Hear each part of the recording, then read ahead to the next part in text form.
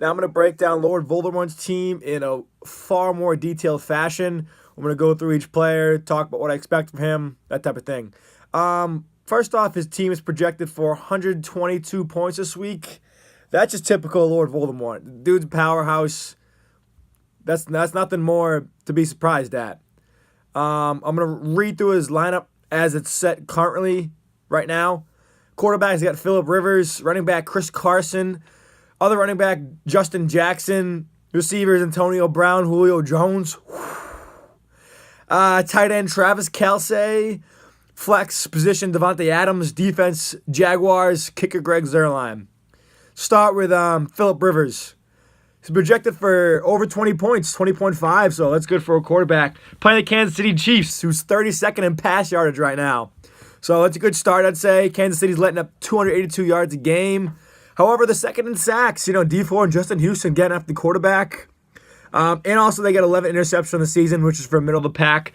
It's worth noting, though, like Eric Berry possibly coming back. That could be a huge spark for this defense, but Kansas City, a bad pass defense at home. It's a good start. Phillip Rivers, I expect a good week from him. Then you got Chris Carson against San Francisco 49ers. Solid game, though, at night. Chris Carson, the Seattle loves that run that ball. San Francisco's 12th against the run, allowing a little under 108 yards per game. They just lost Reuben Foster, obviously, and they don't have a lot of talented players in that front seven. So I expect Seattle to pound the rock consistently. Seattle's got 422 rushing attempts. That's first in the league. I expect Chris Carson to get a decent workload. I think he's projected for 12.5 points a game this week. I don't know if I just said that, but I'd say it's pretty fair. Then he's starting, like I said, Justin Jackson. He's projected to average 5.1 points a game. He's also playing the Kansas City Chiefs, who is 24th in the run in the league, averaging a little under 128 yards per game.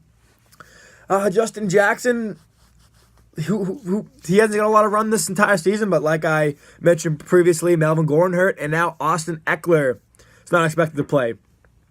Just looking at Melvin Gordon, he's listed officially as questionable, but the Chargers just came out and said they're not expecting him to play. It's a Thursday game. I mentioned that earlier, so that hurts. So Justin Jackson getting a lot of run. Last 3 games with Eckler, he's got 22 carries in the last 3 games, so a little over 7 carries. He's probably going to get 12 carries, 4 to 5 targets at least. Expect him to get over 15 touches. See what we can do with it. Like I said, Chiefs defense isn't that good, so good start. Next, Antonio Brown, the staple of Nick Corey's team. And he was should be noted, he was Nick Corey's first-round pick in the original Dynasty startup draft. Going against the New England Patriots, who their mantra is take away the best weapon. And in previous matchups with the Steelers, who's their best weapon? Was it Le'Veon or was it Antonio Brown? I think, obviously, with Le'Veon's holdout and James Conner being hurt, it's Antonio Brown. It's all about Antonio Brown. Juju's coming on strong, having a great year, but I think Antonio Brown's what makes that offense tick. I can't quite remember last year who covered him, but I think it was I think they got Gilmore. They didn't have Gilmore on him. I think they had a lot of Malcolm Butler on him. Malcolm Butler was very proficient at covering Antonio Brown with quick feet, good technique, but obviously Malcolm Butler's not on the team anymore.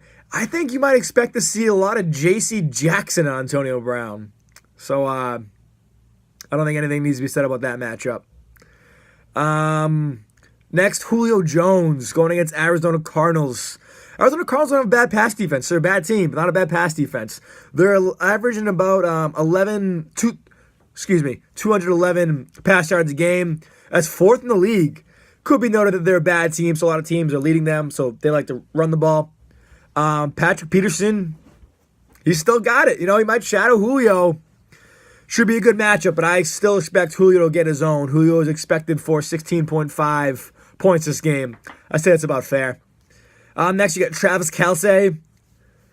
He's averaging about 16.3 points a game. He's going against the Los Angeles Chargers. Derwin James on him. I'm not the defensive coordinator, but that would be a fun matchup to watch. Last 3 games, Travis Kelce's averaging a little over 24.5 fantasy points a game. Chargers don't really have any linebackers that are great in coverage. I know they got Jatavis Brown.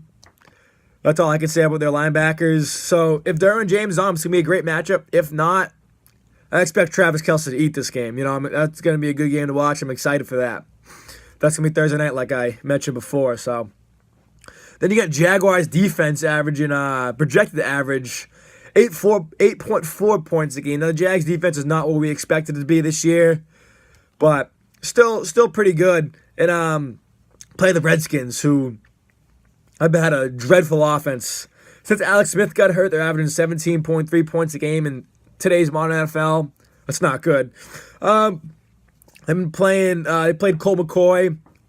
He got hurt too. Now they're then played Mark Sanchez past couple games. He was horrible. So they played. So Josh Johnson. He actually had a thing in the news that he didn't know a lot of the players on the team, so he played Madden to get to know the offense. So I expect Jaguars defense to attack that offense this week. Kicker, he's got Greg Zuerlein. He's averaging about, he's projected to average about 10.9 points this week going against the Philadelphia Eagles. This guy's been good. He's been a weapon for Nick all year. He's been hurt, but the games he has played, I think he was hurt about 4 or 5 games. The games he has played, there's only 2 games under 10 points, including one was including Chicago game last game where the Rams offense just got shut down. And this game's against Philly. So in LA, I think the Rams are going to get back on track. I expect them to get 30 plus. Zuerlein should have a good game. It's a good starter kicker.